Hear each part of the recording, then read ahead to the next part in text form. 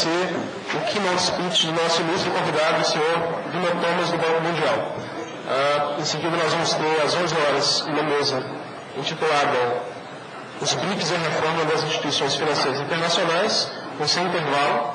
E na parte da tarde, nós teremos, às 14 horas, uma mesa intitulada Os BRICS e as Alternativas para a Governança Econômica Global. Vamos fazer uma breve introdução do Sr. Wilton Thomas. Em seguida, nós vamos ter a apresentação dele, intitulada Os BRICS com K, no século XXI, fonte de estabilidade ou incerteza. E ele gentilmente abrirá, ao final da sua apresentação, um tempo para perguntas e comentários. Então, eu vou, enfim. Prosseguimento, Sr. Vino Thomas, diretor-geral e vice-presidente sênior do Grupo de Avaliação Independente do Banco Mundial. Ou seja, ele se reporta diretamente à mesa de diretores executivos e ele faz a supervisão do impacto das atividades do Banco Mundial, e isso desde 2005. Então, ele foi anteriormente diretor nacional para o Brasil e vice-presidente do Banco Mundial, já foi também economista-chefe do Banco Mundial para o leste da Ásia e região do Pacífico. Ele é formado em economia pela Universidade de Chicago e autor de dezenas de livros bastante influentes da área. Então, muito nos felicita a presença do Sr. William aqui. Ele fará a apresentação em português, felizmente para nós brasileiros, e também em inglês. Então, com a palavra, nosso querido Luiz convidado, e pediria a atenção de vocês. Obrigado. Muito obrigado. Bom dia a todos. Ministro Carlos Lins, Dr. Rogério Studer, PUC e seu Instituto de Relações Internacionais e Centro de Estudos e Pesquisas BRICS, distintos participantes. Me permite começar em inglês para fazer um warm-up e vou falar em português depois. Let me just mention the 7 points of the paper right away, and then I will switch to Portuguese to run through some of the findings. First of all, the BRICS. In my case, I include Korea also. Is it working? Is it okay? The BRICS are holding up the global economic growth today. Number two, even though the economic outlook has improved, 3 crises threaten to derail global development: food, financial, and climate. Number 3, although we talk about BRICS as one group, these countries are extremely different, and their strengths and weaknesses are very different. Number 4, there are some very interesting areas of convergence and areas of divergence. For example, Brazil and China. Brazil was highly unequal, China was highly equal, but the inequality is becoming the same. Similarly, Brazil and China had the same carbon emissions per capita. China's emissions are going up, Brazil is more or less constant. Number 5, when we look at the strengths and weaknesses, Brazil has a number of places where its position is number 2, not number 1, but they signal great advantages for the long term. Number 6, the 3 areas that I really feel are critical for the continued success: macroeconomic stability, quality of education, and worrying about climate change. And then finally, number 7, the BRICS are now a bigger player in the global economy.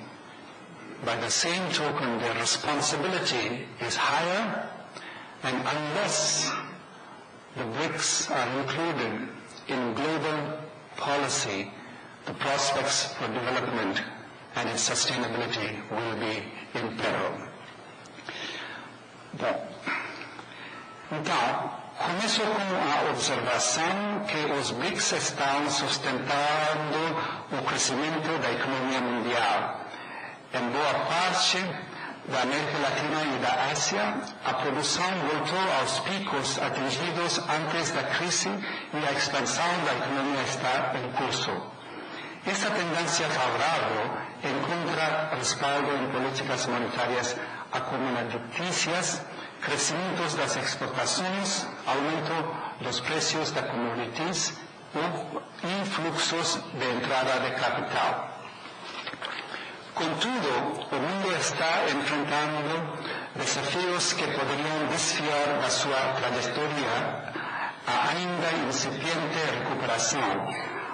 A disparada dos preços dos alimentos, a alta dos preços do petróleo, os desastres naturais, os elevados déficits fiscais e as altas taxas de desemprego na Europa e nos Estados Unidos e as tensões sociais e econômicas.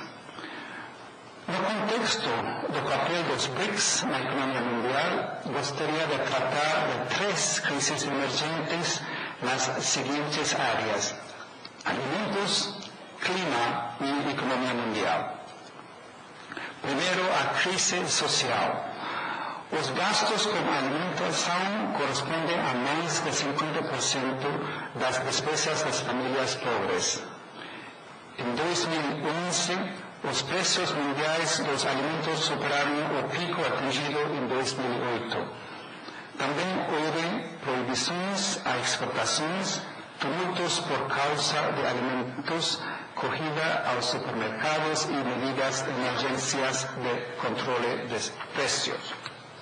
Naturalmente, existem fatores do lado da demanda por trás da alta dos preços dos alimentos, como o crescimento da população, a urbanização acelerada e o aumento da renda em todo o mundo.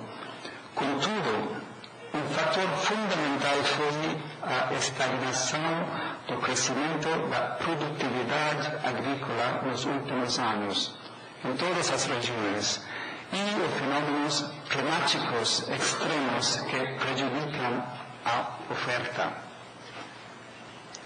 Segundo a crise econômica, ele teve início com a quebra dos mercados e instituições financeiras na economia avançadas, mas os países em desenvolvimento e as economias em transição sentiram seus efeitos. Em 2008, a crise de liquidez nas economias avançadas levou os investidores a abandonar os mercados emergentes. Os fluxos financeiros líquidos caíram mais de 4 mil bilhões de dólares e recuaram ainda mais em 2009. A confluência destas crises empurrou mais 64 milhões de pessoas para a pobreza extrema global, abaixo do patamar da renda de 1,25 dólares por dia. Terceiro, a crise climática.